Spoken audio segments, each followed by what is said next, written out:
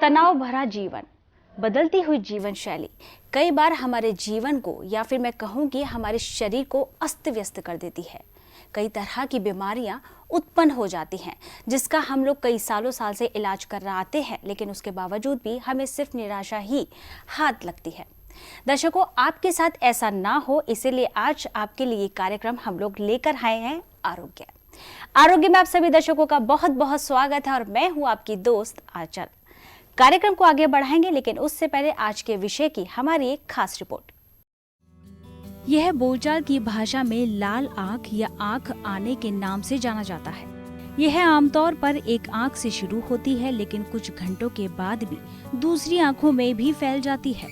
इसमें आंखों के सामने की परत में सूजन के साथ साथ लाल हो जाती है और झुंझुलाहट महसूस होने लगती है। कंजक्टिवाइटिस एक वायरल या जीवाणु संक्रमण है जो धूल, पतंग या पराग एलर्जी में पाया जाता है। ज्यादातर मामलों में इसका स्वास्थ्य पर गंभीर प्रभाव नहीं पड़ता, लेकिन इसके गंभीर मामलों में आंखों में निशान पड़ सकते हैं। इसमें ज्यादातर उपचार की आवश्यकता नहीं होती। कुछ हफ्तों के बाद यह ठीक हो जाता है। यदि नहीं होता तो संक्रमण को हटाने के लिए एंटीबायोटिक आंखों की बूंदों का प्रयोग किया जा सकता है। इससे बचने के लिए नियमित हाथ धोएं, तौलिए और तकिए साझा करने से बचें व ट्रांसमिशन को रोकने का प्रयास करें। यहाँ तक कि वयस्क जो ऐसे माहौल में काम कर रहे हैं उन्हें भी आराम की जरूरत होती है। नवजात शिशु जो खासकर 28 दिनों की उम्र से कम उम्र के कंजक्टिवाइटिस से प्रभावित होते हैं, उसे बिल्कुल भी नजरअंदाज नहीं करना चाहिए, बल्कि फौरन ही चिकित्सक परामर्श करा लेना चाहिए। आप सभी दर्शकों के साथ जुड़ने के लिए आज हमारे साथ स्टूडियो में मौजूद है हरिद्वार कनखल के जाने माने सुप्रसिद्ध वैद्य दीपक कुमार जी। तो चलिए अब इनका स्वागत करते हैं। वैद्य जी, आपका बहुत बहुत स्वागत है। नमस्कार। दर्शकों, यदि आप भी हमारे कार्यक्रम के साथ जुड़ना चाहते हैं, टीवी स्क्रीन पर जो नंबर दिए जा रहे हैं आप उन पर कॉल कर सकते हैं। हमारे स्टूडियो की अब जो आधे घंटे के लिए फोन लाइन्स खुल चुकी है। वैद्य जी, अभी जो हमने रिपोर्ट देखी थी कंजक्टिवाइटिस के बारे में, मैं आपसे जानना चाहूँगी कि कंजक्टिवाइटिस जो है जिसे हम लोग बोलते हैं कि ये आँख की बीमारी है, जिसे हम लोग बोलते हैं आई फ्लू, तो मैं जानना चाहूँगी किस कारणों से ये होती है और क्या क्या सावधानियाँ इसमें हमें बरतनी चाहिए।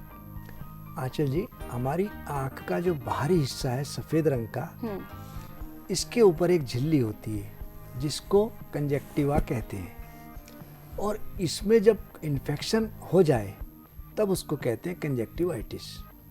और अक्सर यह बीमारी बरसात में बहुत तेज़ी से फैलती है। इसको आई फ्लू भी कहते हैं और अक्सर लोग फ्लू को बहुत हल्के में लेते हैं, लेकिन कभी कभी हम सावधानी ना बरतें तो ये जानलेवा भी हो जाती है। और कंजक्टिवाइटिस यदि हम बहुत इजी तरीके से लें, इसमें सावधानी ना बरतें, तो कई बार हमारे आँखों की रोशनी तक ख़त्म हो जाती है। और ये एक तरह का इन्फेक्शन है।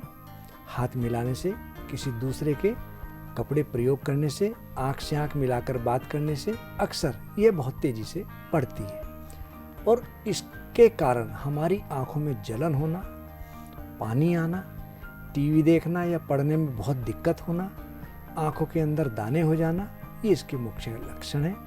आँखों में बहुत ज़्यादा लालिमा आना, जिसके कारण हमको देखने में असुविधा होती है।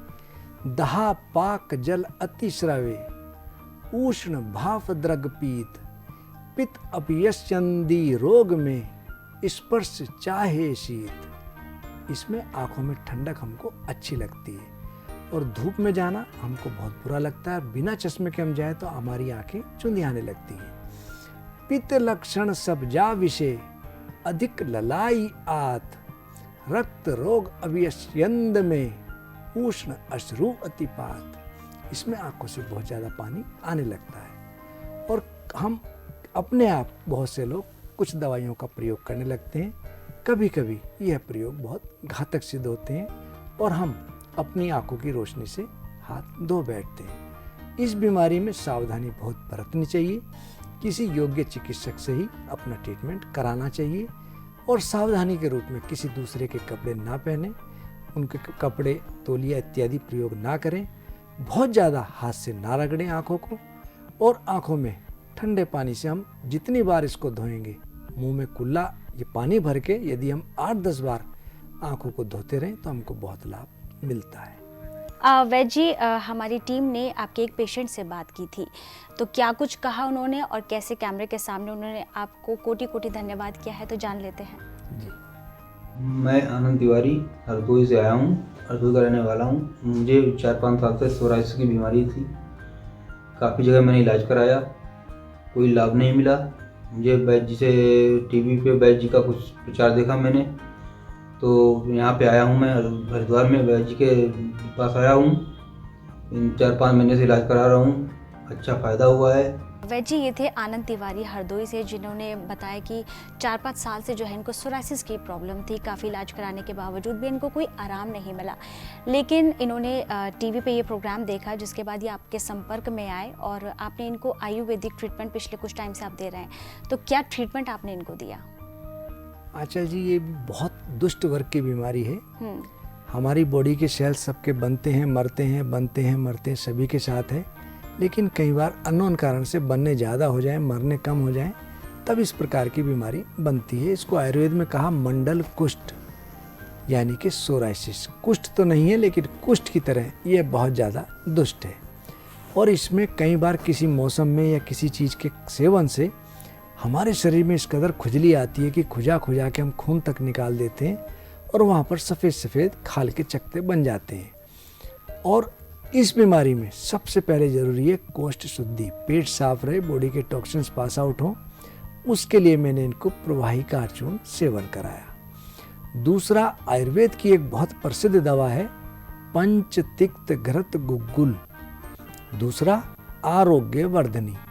आरोग्यवर्धिनी का नाम इसीलिए आरोग्यवर्धिनी है क्योंकि ये हमारे आरोग्य को बढ़ाती है, हमारी बॉडी के टॉक्सिन्स पास आउट करती है, हमारे रोम छिद्र को खोलती है और किसी भी प्रकार की स्किन डिजीज़ हो उसको ये दूर करती है। तीसरा, हम अपनी फार्मेसी में एक दवा बनाते हैं ऊर्वा, चोपचीनी, मंजीट और महामंजिष्ट इत्यादि क्वाथ घनसत्व द्वारा निर्मित रक्त विकार नाशक। और चौथा, नीम घन वटी। इन चारों की 2-2 गोली मैंने इनको दिन में 2 बार सेवन के लिए दी। और महामरीच्यादि तेल आयुर्वेद का बहुत अच्छा तेल है। इसमें स्मेल तो अच्छी नहीं, लेकिन गुण इसके बहुत अच्छे हैं। इसकी मैंने इनको दिन में 2 बार कहा कि आप मालिश करें। और मालिश के साथ साथ जब भी ये आपका सोराइसिस वाला पार्ट सूखने लगे, इसमें खा जाने लगे या ड्राई स्किन होने लगे, वहाँ पर आप इसको तभी लगाएं। इन्होंने दवा का सेवन किया, मरीचादी तेल की इन्होंने प्रयोग ली, मालिश की। भगवान के आशीर्वाद से इनको बहुत लाभ मिला और आपने देखा कि ये काफ़ी हद तक स्वस्थ है। मॉडर्न साइंस में इसकी दवाई जो सेवन करते हैं उसमें आराम मिलता है, लेकिन छोड़ने पर दुगनी तेजी से बढ़ती है। और ये असाध्य वर्ग की है, लेकिन आयुर्वेद में इसका बहुत अच्छा ट्रीटमेंट है। इनका मैंने जो ट्रीटमेंट इनको दिया, भगवान के आशीर्वाद से इनको लाभ मिला और आपने देखा अब ये काफ़ी हद तक स्वस्थ है। वैद्य जी, आपका बहुत बहुत धन्यवाद, आपने हमसे ये सारी बातें शेयर की हैं। और इसी बीच हमारे साथ एक और दर्शक जुड़ चुके हैं। जी, हेलो। हेलो जी, बहुत बहुत स्वागत है आपका हमारे कार्यक्रम में। आप अपना नाम बताएं। मेरा नाम वीना गुप्ता है। जी वीना जी, क्या जानना चाहती हैं आप? मेरा पोता है 3 साल का, तो उसको क्या है कब्ज हो रहती है बहुत ज्यादा। तो अब क्या है एलोपैथिक चल रही है उसकी, तो तब वो एलोपैथिक देते हैं तब तो वो जाता है, नहीं तो उसको कब्ज रहती है। तो मैंने कहा ऐसा कोई ट्रीटमेंट है या उसके लायक कोई दवाई है जैसे वो ले सके? बहन जी, अभी बच्चे की उम्र थोड़ी है, मैं आपको कुछ प्रयोग बताता हूँ, उसको अभी आप दवा पर मत डालें। कुछ हमारे आयुर्वेद में फलों में, सब्जियों में ऐसी चीज़ें हैं जो बहुत अच्छा इस रोग में लाभ देती हैं। आप काबुली हरड़, बड़ी वाली हरड़ ले लें, उसको घिसकर बच्चे को चटाएं। दूसरा, आप कभी कभी 8-10 बूंद इसको अरंड के तेल की दें। तीसरा, जलेबी इसको दूध में मिला कर दें, देसी घी की जलेबी हो। चौथा, मुनक्का, 5-6 मुनक्का ले लें, उसका बीज निकाल लें, उसको मैश कर लें, चटनी बनाकर उसमें थोड़ा सा काला नमक मिला लें। बच्चा बहुत खुशीपूर्वक इसको लेगा, इससे उसको लाभ मिलेगा। अमरूद, यदि बच्चा अमरूद नहीं खा सकता तो आप अमरूद को मिक्सी में मैश कर लें और चटनी जब बन जाए आप उसको थोड़ा थोड़ा खिलाएं। पपीता, पपीता पेट के लिए अमृत है, आप पपीते को मैश कर लें या बच्चा इसको इजीली खा भी लेगा, आप इसको दें। इसबगोल की भूसी आप इसको आधी चम्मच पानी में मिलाकर इसको हलवे की तरह खिलाएं, इसको निश्चित रूप से लाभ मिलेगा। और एक बहुत ही स्वादिष्ट है गुलकंद, गुलाब के फूलों से बनता है, इसका स्वाद भी अच्छा है, बच्चा आराम से इसको ले लेगा। आप इसको चौथाई चम्मच दिन में 1 या 2 बार गुलकंद खिलाएं, शरीर की गर्मी दूर होगी, शरीर में ताकत आएगी, पाचन तंत्र इसका मजबूत होगा। यदि फिर भी इसको लगे कि लाभ कम है तो आप प्रवाहिकार चूर्ण चौथाई चम्मच दिन में 2 बार दूध या पानी के साथ इसको सेवन कराएं। एक चीज़ और होती है चोकर, हम गेहूँ पिसवाते हैं तो उसको छानते हैं, इसको बिना छाने आप चोकर की रोटी दें या चोकर आटे में ज़्यादा मिला करके इसको सेवन कराएं तो इसको निश्चित रूप से लाभ मिलेगा। वैद जी, इसी सिलसिले को हम लोग जारी रखेंगे, लेकिन अभी वक्त तो चला एक छोटे से ब्रेक का। जी, तो दर्शकों, यदि आप भी हमारे कार्यक्रम के साथ जुड़ना चाहते हैं, जैसे कि बाकी दर्शक भी हमारे साथ जुड़ चुके हैं, उन्हीं का मैं बहुत बहुत धन्यवाद करती हूं कि वो हमारे कार्यक्रम के साथ जुड़ रहे हैं। बाकी के दर्शकों से भी मैं बोलना चाहूँगी, यदि आप भी अपने जीवन में आयुर्वेदिक ट्रीटमेंट लेना चाहते हैं तो आप टीवी स्क्रीन पर जो नंबर दिए जा रहे हैं आप उन पर कॉल कर सकते हैं, वैद जी से बात कर सकते हैं। और वैद जी से बात यदि आप कार्यक्रम के बाद भी कोई भी बात शेयर करना चाहते हैं तो वो भी कर सकते हैं। हमारे सोशल मीडिया से रिलेटेड जितनी भी डिटेल्स हैं वो आपकी टीवी स्क्रीन पर शो हो रही हैं। तो चलिए, अभी हम लोग इसी को सिलसिले को जारी रखेंगे, लेकिन अभी वक्त तो चले एक छोटे से ब्रेक। आप कहीं मत जाइएगा, जल्द होंगे हाजिर।